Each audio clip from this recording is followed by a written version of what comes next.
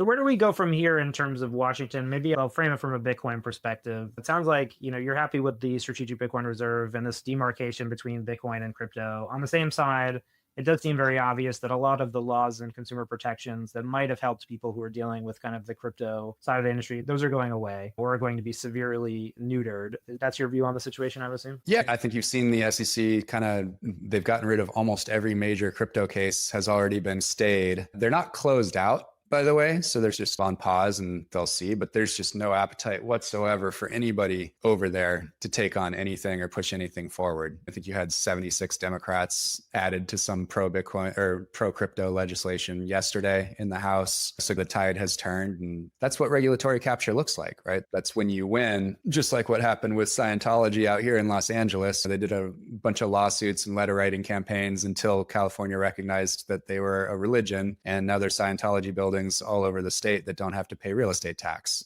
That was the entire point. They choked the courts and choked the government until they had to give up. And that's basically what you saw with crypto in this last election cycle. But I think where Trump is and where his inner circle is, we kept you out of jail, and that's all you're getting for this round. Anything else, you got to pay up again. And you got to come up with some new money, some new way to butter us up if you want more than what you got. The big question, what does Donald Trump actually think of any of this? I will pause it and just point that Eric Trump, we know, is deeply involved in the industry, right? He has World Liberty Fi, which, is essentially going out in the market and buying large swaths of some of these tokens. He's bought wrapped Bitcoin, he's bought Ethereum, he's bought all sorts of things. So I guess the question is, how much do you think Trump gets it? Can he get it? And what do you make of the policy that he's adopted? I think he won't, and I think it's probably deliberate. I think he wants plausible deniability. So he wants to basically treat it as go play with your Bitcoins or your cryptos or whatever. And whether he knows anything about it or not,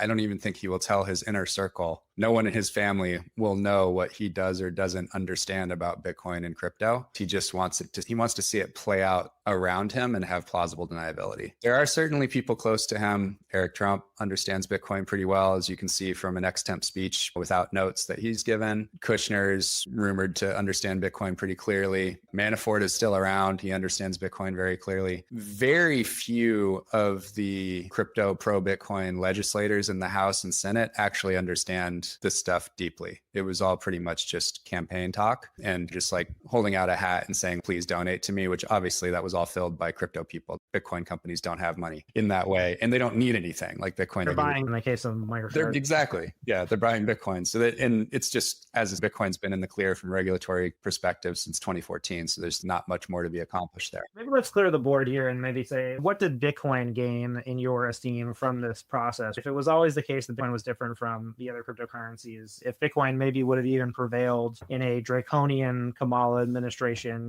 where there was, because it is decentralized, there was ways to route around that.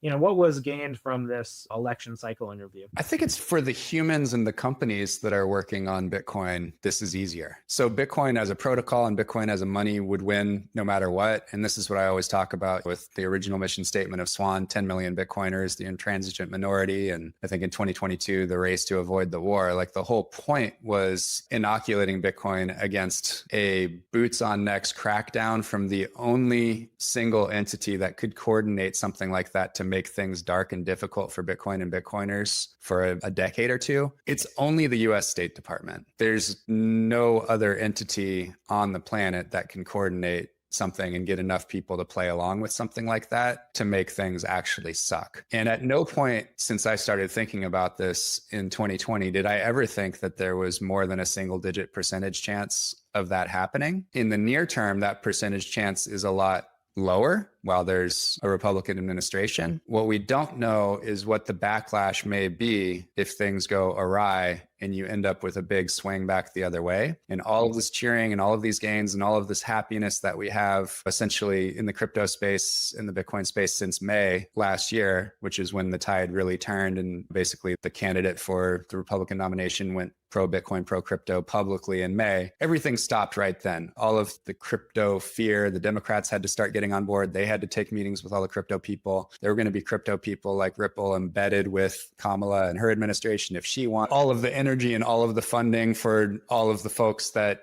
in 23 and early 24 were worried about crypto being regulated out of existence. They all tried to jam all shitcoins onto Bitcoin. So that was the whole SOB movement and like all these new funding rounds for building on Bitcoin and all the fake layer twos and all the VC activity for build on Bitcoin funds. Like all of that just went off a cliff, starting ordinals, like all that shit just lost all its energy in May of 24 because of those pro crypto statements by Trump. And they realized, oh, I think we're going to be okay. We're going to be able to do crypto in the US. What we don't know is what the backlash may be because you swung so far and it wasn't organic. It was purchased by the crypto industry. This get out of jail free card was purchased. And so what you don't know is what this basically the state's backlash or the bureaucratic class's backlash. And I'm in a bit of a filter bubble, so I don't even see that much. I hear bits and pieces from old friends and they're just like really mad on their side of the fence. Really mad and want to take it out. As soon as they get back in power, they want to undo everything and take everything back. And so at present, it looks like we've reduced from 6 to 8% down to 1 to 2% chance of something bad happening. We've also, I'd say we have some kind of chance of 5 to 10 years from now being in double digits because of this. What you're talking about effectively Bitcoin has become a partisan issue in the lens of yes, that's a big part of it. Yeah, it's become a partisan issue to a big degree. And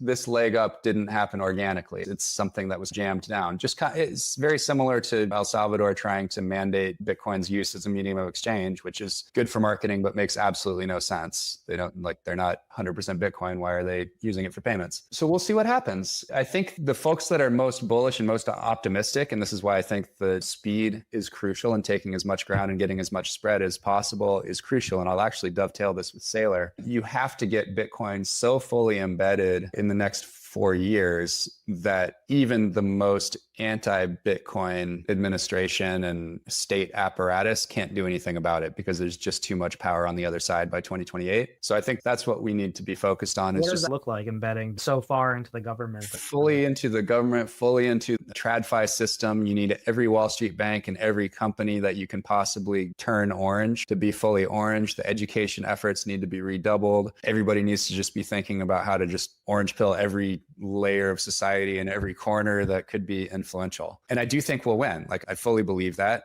So Saylor, I think rightfully is playing nice with the crypto people because it's a lot of the companies that are most likely to want to hold Bitcoin on their balance sheet, and both for the good of the world, but also for just the protection of MicroStrategy. The more companies have Bitcoin on their balance sheet, the more friends he has to be a countervailing force against anything that might try to uniquely target MicroStrategy. Because basically the only thing that's going to stop the MicroStrategy Bitcoin accumulation train is regulation. And so if he inoculates himself and MicroStrategy from that by having tons of friends doing the same thing, which I fully support and I'm cheerleading all the time, like I'm trying to get every damn company. We have 2,000 business clients and I want 10,000 more buying Bitcoin on their balance sheet. And I want them to have favorable accounting treatment and everything else. I think that's what he's after. He may not personally like Ethereum and Solana and aspects of different crypto exchanges or whatever, but ends justify the means for him. And they have a common goal, which is lots and lots of Bitcoin on lots and lots of balance sheets. Maybe let's give a little credit where credit's due. The major exchanges did come out, and when push came to shove about the crypto asset stockpile or the crypto reserve, Cameron Tyler Wilboss, Brian Armstrong, Jesse Powell, they came out and they said it should be a Bitcoin reserve